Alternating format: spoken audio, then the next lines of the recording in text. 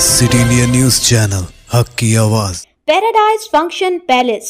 Paradise function palace महबूब नगर जिला महबूब नगर के भूतपुर मंडल के कोतापेटा मौजे के मंडल परिषद प्राइमरी स्कूल में मुनाकिदा अवामी ग्राम सभा इजलास में रियासती वजीर सेहत व जिला इंचार्ज वजीर दामोदर राज नरसिम्हा ने मुकामी रुकन असम्बली जी मधुसूदन रेड्डी के हमरा शिरकत की और अपने खिताब में कहा कि हुकूमत गरीबों की मदद करेगी और हुकूमत हर मुस्तहक गरीब को फलाही स्कीमें फराहम करने के लिए सख्त मेहनत करेगी। वजीर ने कहा कि माजी में भी कांग्रेस हुकूमत के दौरान इंदिरम्मा के नाम से कई फलाही स्कीमें चलाई गई हैं और अभी उसी के तहत रियासती हुकूमत ने इंतखाबात से कबल आवाम से किए गए वादों को पूरा करते हुए चल रही है।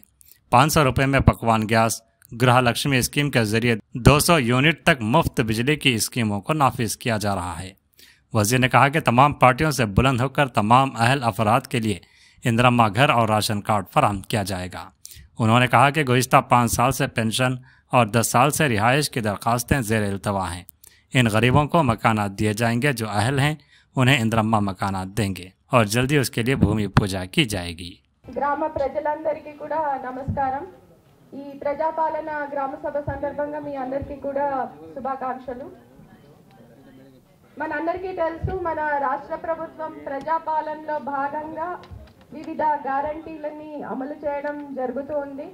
మనం ఇప్పటి వరకు కొన్ని పథకాలు ఆల్రెడీ అమలు చేసుకోవడం మొదలుపెట్టాము।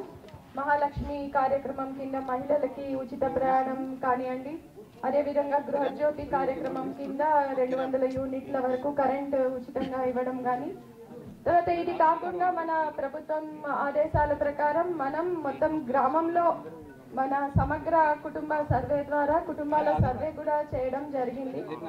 అయితే అన్నిట్లోనూ ప్రజల నుంచి ఎక్కువ డిమాండ్ ఉన్న పథకాలు ఏవైతే ఉన్నాయో, అంటే కొత్త రేషన్ కార్డు కానీ, లేకపోతే మాకు ఇల్లు కావాలి అని కానీ, ఈ విధమైన డిమాండ్ చాలా కాలం నుంచి ఉన్నాయి। ఇది గుర్తించి ప్రభుత్వం ఇప్పుడు మనకి రిపబ్లిక్ డే నుంచి 4 పథకాలు అమలు చేయడానికి నిర్ణయించడం జరిగింది। ఈ గ్రామ సభలు నిర్వహిస్తా ఉంది। ముఖ్యంగా ప్రజల వద్దకే పాలన, మీకు అందాల్సిన సంక్షేమ పథకాలన్నీ కూడా మీకు అందించాలనే లక్ష్యంతో ఈరోజు ఈ గ్రామ సభలు నిర్వహిస్తా ఉన్నాం। ఈ గ్రామ సభకు ఈరోజు మన దగ్గరికి, మన కప్పెడ గ్రామానికి గృహజ్యోతి పథకం కింద 231 మందికి, ఇక్కడ ఈ గ్రామంలో మొత్తం 343 కుటుంబాలుంటే 231 కుటుంబాలకు గృహజ్యోతి పథకం కింద 500 రూపాయలకి సిలిండర్ ఇస్తా ఉన్నాం। ఈ గ్రామంలో 231 మందికి 500కే సిలిండర్ ఈ ప్రభుత్వం ఇస్తా ఉంది। అదేవిధంగా రైతు భరోసా, ముఖ్యంగా ఈ గ్రామంలో ఉన్న రైతులందరికీ కూడా రైతు భరోసా ఇవ్వాలని చెప్పేసి నిర్ణయం తీసుకొని రేపు జనవరి 26వ తారీఖు నుంచి రైతుల అకౌంట్లలో ఒక్క సీజన్ కు 6000 రూపాయలు వాళ్ళ అకౌంట్లో జమ చేయబోతా ఉన్నాం। అదేవిధంగా ముఖ్యంగా రేషన్ కార్డ్స్, ఈ గ్రామంలో రేషన్ కార్డులు లేక చాలా మంది ఇబ్బందులు పడతా ఉన్నారు, వాళ్ళందరికీ కూడా రేషన్ కార్డులు ఇవ్వాలని ఈరోజు నిర్ణయం తీసుకోవడం జరిగింది। ఈ గ్రామంలో దాదాపు రేషన్ కార్డుల గురించి 243 దరఖాస్తులు వచ్చినాయి। ఆ 243 దరఖాస్తులను కూడా మేము పరిశీలన చేయడం జరిగింది। తొందరలోనే ఈ 243 మంది కూడా రేషన్ కార్డులు ఇవ్వబోతా ఉన్నామని కూడా మీకు ఈ సందర్భంగా మాటిస్తా ఉన్నాం।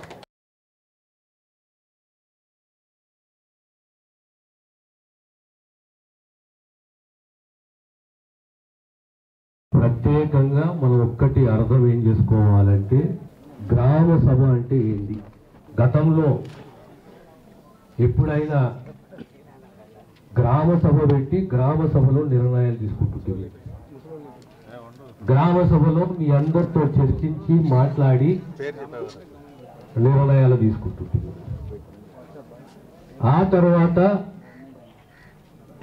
ఈ మీ సేవని పెంచి దరఖాస్తు మీ సేవ ద్వారా పెట్టుకోండి అనే ఒక వ్యవస్థ పెరిగింది।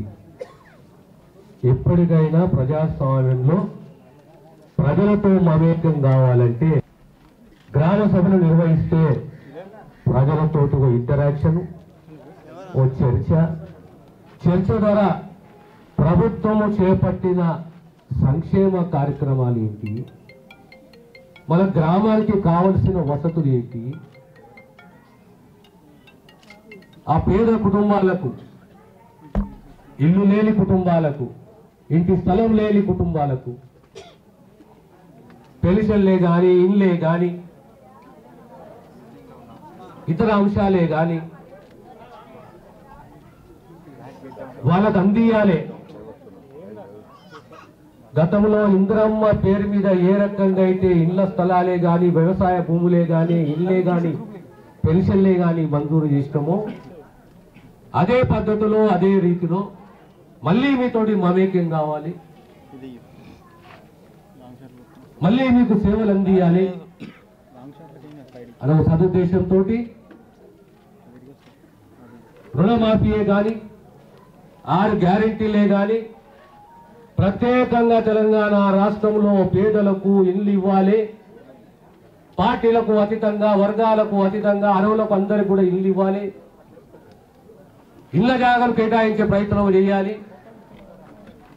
4-5 ఏళ్ళు అయిపోయిన పెన్షన్లు లేవు, పెన్షన్లు ఇవ్వాలి. ఈరోజు సబ్సిడీ మీద గ్యాస్ సిలిండరే కానీ, మహిళలకు ఉచిత ప్రయాణమే కానీ, 200 యూనిట్ల కరెంట్ ఉచితమే కానీ, ఇవన్నీ ఒక్కెత్తు అయితే రాబోయే కాలంలో పేదలకు ఇల్లు ఇవ్వాలి.